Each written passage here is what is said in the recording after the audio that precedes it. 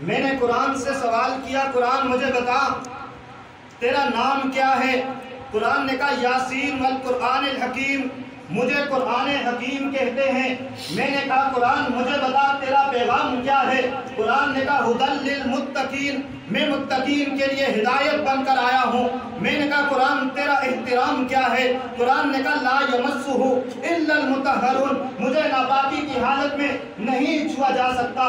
میں نے کہا قرآن تیرا اکرام کیا ہے؟ قرآن نے کہا وَإِذَا قُرِئَ الْقُرْآنُ فَاسْتَمِعُوا لَهُ وَأَنصِتُوا لَعَلَّكُمْ تُرْحَمُونَ، جب مجھے پڑھا جائے پھر خاموشی کے ساتھ سنا بھی جائے گا۔ میں نے کہا قرآن تیری زبان کیا ہے؟ قرآن نے کہا بِلِسَانٍ عَرَبِيٍّ مُبِينٍ، واضح عربی زبان میں آیا ہوں۔ میں نے کہا قرآن تجھے نازل کس نے کیا؟ قرآن نے کہا تنزیل من رب العالمین، مجھے نازل کرنے والا وہ رب العالمین ہے۔ میں نے کہا قرآن تجھے نازل رب نے کیا ہے، کس پر نازل کیا ہے؟ تو قرآن نے کہا نزل بہ علی محمد، محمد مصطفیٰ پر نازل ہوا ہو۔ میں نے کہا قرآن تجھے نازل محمد مصطفیٰ پر کیا گیا ہے، ذریعہ کون بنا، کس کے ذریعے سے نازل کیا گیا ہے؟ تو قرآن نے کہا نزل بہ الروح الامین، جبرائیل امین کے ذریعے سے نازل کیا گیا۔ سبحان اللہ۔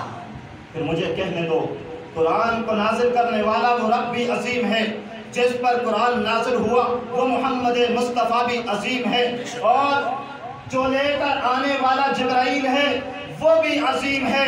جس غار میں قرآن نازل ہوتا ہے وہ غار حرا بھی عظیم ہے۔ جس شہر میں قرآن نازل ہوتا ہے وہ شہر مکہ بھی عظیم ہے، وہ شہر مدینہ بھی عظیم ہے، اس لیے کہ ان کی نسبت قرآن کے ساتھ ہو گئی۔ میں نے کہا قرآن تو کون سے مہینے میں آیا ہے؟ قرآن نے کہا شہر رمضان الذی انزل فیہ القرآن، میں رمضان المبارک کے مقدس مہینے میں آیا ہوں۔ میں نے کہا قرآن رمضان کے مہینے میں 29 یا 30 راتیں ہوتی ہیں، تو کون سی رات میں آیا ہے؟ قرآن نے کہا انا انزلناہ فی لیلۃ القدر، میں لیلۃ القدر کی مقدس رات میں آیا ہوں۔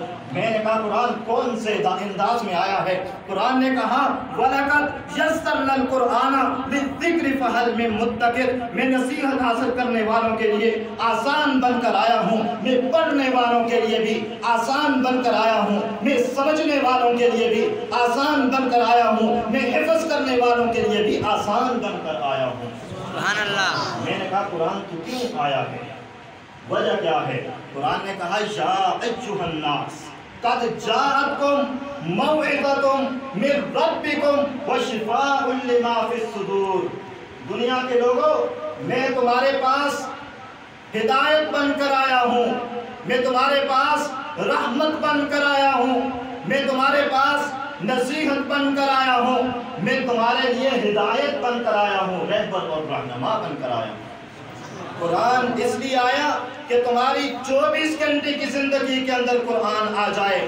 آپ کا اٹھنا، آپ کا بیٹھنا، آپ کا سونا، آپ کا جاگنا، آپ کا چلنا، آپ کا پھرنا، آپ کی معیشت، آپ کی معاشرت، آپ کی تجارت، آپ کا لین دین، آپ کے معاملات، آپ کی معاشرات، آپ کے اخلاقیات، آپ کی انفرادیت، آپ کی اجتماعیت، یہ سارے معاملات ہوں تو قرآن کے مطابق ہوں۔ قرآن اس لیے آیا ہے، سبحان اللہ۔ قرآن اس